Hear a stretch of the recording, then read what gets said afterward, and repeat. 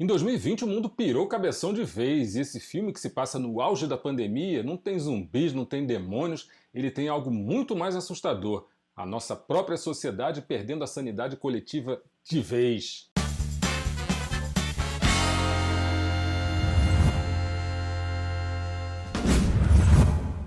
Fala galera do bem, e é isso! Eddington, o novo filme do Ari Aster, ele chegou pra causar. Esse diretor que já deu pra gente o Hereditário, Midsommar, aqueles filmes que a gente assiste e fica sem dormir por mais de uma semana, e deu também o tropeço, né, ambicioso, que foi o Bo Tem Medo. Tem vídeo aqui falando sobre esse filme. Ele agora resolveu aparecer com um faroeste psicológico ambientado no auge da pandemia de 2020. O filme é tipo uma sátira super brutal, mas em alguns momentos chega a ser engraçado de doer, porque fala sobre como a América perdeu o juízo coletivo e a noção da realidade. Não é um filme de terror com monstro, mas assim, o horror ele está na nossa própria sociedade, onde o medo de pegar o vírus virou uma paranoia existencial completamente maluca. A história se passa numa cidadezinha chamada Eddington, no Novo México, no verão de 2020, e parece um lugar fantasma.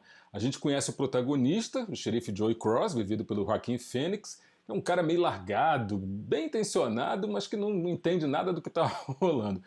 A primeira coisa que a gente percebe sobre ele é que ele se recusa a usar máscara, mesmo sendo asmático, porque na cabeça dele o protocolo de segurança é uma afronta, e isso já coloca ele numa rota de colisão aí com todo mundo. A treta maior começa de vez quando o Joey decide do nada se candidatar a prefeito. E o adversário dele é o Ted Garcia, do onipresente Pedro Pascal, um cara bonitão, progressista e tal, que prova que a disputa entre os dois não é só política, é pessoal mesmo. 20 anos atrás, o Ted teve um caso com a Louise, vivida pela Emma Stone, que hoje é a esposa do Joey. A Louise, aliás, é uma figura bem frágil e que mora com a mãe, que é uma daquelas tias que vivem da teoria da conspiração e tal. Essa briga entre eles é o motor de tudo e mostra como as divisões do país elas já existiam muito antes da pandemia. O Eddington é daqueles filmes que provocam a gente o tempo inteiro. O Ari Aster, que não tem papa na língua, ele não poupa ninguém, sabe? Nem esquerda, nem direita. Ele faz questão de pregar um ativismo de aparência, sabe como é que é? Depois que o George Floyd foi assassinado, rola um movimento de protesto na cidade. O filme não fala que a causa é errada, mas tira um sarro da febre de ativismo de boutique, sabe? De uns jovens de classe média e tal. A Sarah, da Amélie Heffer, é a típica aliada de palco, enquanto o Brian, do Cameron Mann, ele entra na onda só para tentar pegar a garota. O Ari Aster ele mostra que eles são meio narcisistas e que essa mania de se achar moralmente superior virou um vício na América. A narrativa ela sugere que 2020 foi o ano em que o país pirou de vez. As teorias da conspiração que se espalharam mais que o vírus. E para isso a gente está vendo ali o personagem do Austin Butler, né, que é o Vernon Peake, que é um líder de uma seita online que fala sobre abuso infantil, numa clara, né, referência ao QAnon, e que acaba atraindo a Louise, mostrando para ela como é que essa paranoia da cultura das armas, as conspirações, viraram a nova normalidade. O filme também fala sobre redes sociais e sobre as big techs, que funcionam ali meio como um salão de espelhos que amplifica toda essa toxicidade. A ideia de um centro de dados gigante de uma empresa chamada Solid Gold Magic ARP, ela já mostra o poder da tecnologia em manipular e lucrar com toda essa loucura. Quando você for assistir o Eddington, você pode até sentir que o filme está tirando sarro da tua ideologia. E quer saber? Provavelmente ele está mesmo.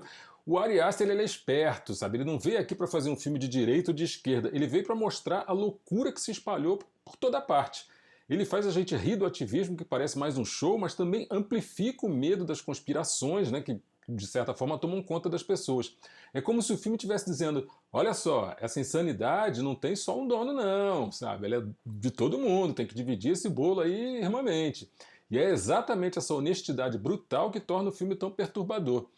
Mais que uma sátira política, o Eddington ele é um retrato da desintegração social. O Aster ele sugere que a sociedade está girando sem controle e se afastando de qualquer valor em comum.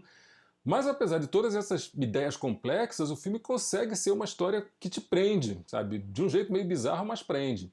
E uma coisa que a gente não pode esquecer de mencionar é que o Ari Aster ele descreve Eddington como um faroeste. Mas não um faroeste com cavalos e duelos ao pôr do sol e tal. É um faroeste moderno, onde as paisagens são ruas vazias, as fronteiras são ideologias e tal. O xerife Joey Cross é o nosso clássico mocinho da lei, tentando manter a ordem num lugar que está à beira do colapso. O prefeito Ted Garcia é a figura do poder que está estabelecido. E os pistoleiros agora são os teóricos da conspiração e os ativistas da internet também. O filme sugere que a América, com toda essa paranoia e essas divisões, ele se tornou um faroeste de novo, só que as armas são os celulares e as mentiras também. A atuação do Joaquin Phoenix. O Phoenix dá um show, né, como sempre. Ele faz o xerife meio melancólico, meio perdido. Mesmo quando o Joey faz umas coisas que não tem defesa, a gente continua torcendo por ele, sentindo a tristeza de um cara que só queria encontrar um pouco de sentido naquele caos gigantesco. Além do trio de estrelas, o Fênix, o Pascal e a Emma Stone, o elenco de apoio também entrega atuações que são cruciais para essa história. A Deirdre O'Connell, que interpreta a mãe da Louise, é um show à parte. Ela é o oráculo da desinformação do filme, é a clássica tia do Zap. Uma figura sempre presente, murmurando teorias malucas ali no fundo das cenas e tal, como se o medo da pandemia tivesse se tornado uma pessoa. Já o Austin Butler, ele, né, no papel do Vernon Pickens, mostra que ele sabe fazer muito mais do que interpretar o Elvis. Ele é assustadoramente manipulador e a personificação do perigo de um líder de seita da internet. E vale a pena também destacar o personagem do policial Michael, né, do ator jamaicano-britânico Michael Ward, é um dos poucos personagens negros do filme e que se torna uma vítima trágica da própria loucura que ele jurou combater. O Eddington não é um terror tradicional, mas a loucura que ele mostra é assustadoramente real. O diretor usa um humor seco, sabe, quase absurdo para contar uma história que, no fundo, é bem trágica. A fotografia do Darius Conde também ajuda bastante, mostrando cenas que são filmadas através da tela do celular, para a gente ver como é que o mundo digital e o real se misturaram, se fundiram de uma maneira bem perigosa.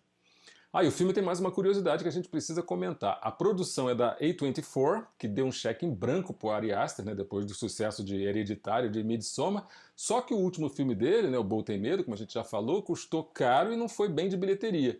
E com Eddington, a história parece que está meio que se repetindo. O filme que foi lançado no dia 18 de julho teve um orçamento de alguma coisa em torno de 25 milhões de doletas, o que para um filme com esse elenco de peso, né, não é um valor tão alto assim, mas o desempenho nas bilheterias ficou bem abaixo do esperado, o que torna essa produção aí mais um projeto ambicioso, mas super arriscado aí da carreira do diretor. E a gente não pode terminar esse vídeo sem falar do desfecho. Como todo filme do Ari Aster, o final de Eddington é bizarramente ambíguo. O filme não te dá todas as respostas, eu acho que na verdade ele não te dá resposta nenhuma, né? Enfim, ele te deixa com mais perguntas do que quando começou. E é aí que a gente percebe a genialidade desse cara.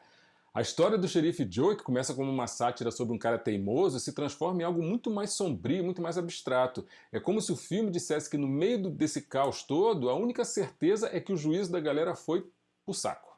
Completamente. O final de Eddington é a prova de que a história da América em 2020 não tem uma conclusão feliz. Concluindo, Eddington é aquele tipo de filme que te provoca e te faz pensar sobre a loucura que se espalhou por aí. A briga entre o Joe e o Ted, né, o ativismo de fachada, as conspirações malucas, tudo isso é sintoma de uma doença muito maior, é uma catarse cinematográfica, assim, meio que um grito no vazio que força a gente a admitir o quão perto a gente está de perder a nossa própria sanidade. Acorda, menina! E a gente se vê no próximo set. Corta!